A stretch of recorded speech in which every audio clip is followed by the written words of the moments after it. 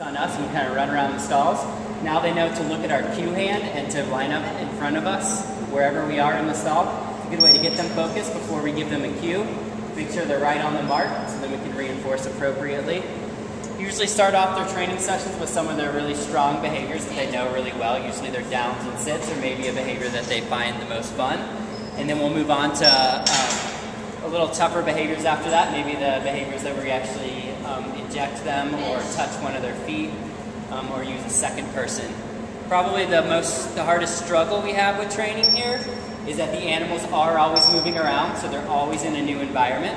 Sometimes it's like this and they're fed in the middle of the day, sometimes it's at the beginning of the day, sometimes it's at the end of the day, sometimes lions are across the hall, sometimes they're in a completely different new part of the building. Definitely one of the fundamentals of training to train an animal in the same spot so that the environment's the same all the time. We can't do that here. We don't have the option, so some of our behaviors take longer to train, but we found that even though it takes longer to train them, in the long run they are much stronger and more consistent behaviors because the animals have done it in a myriad of situations when they learned it. So they're fine with banging on the doors, people in wheelchairs, big cameras. They can be pretty focused.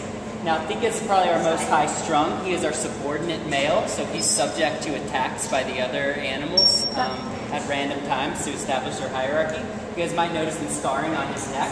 On his face, yeah. Yep, very normal for the subordinate male to have a lot of that scarring. They grab each other on the necks and hold each other down.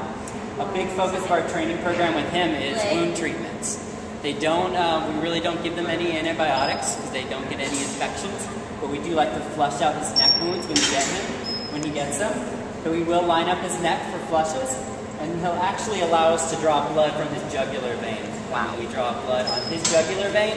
You guys notice, you may show you guys on Thika, we do blood draws from his lateral saphenous vein, so he's trained to actually step up on the bar.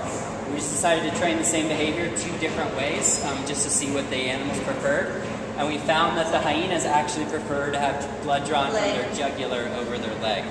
Wow. And we attribute that mostly because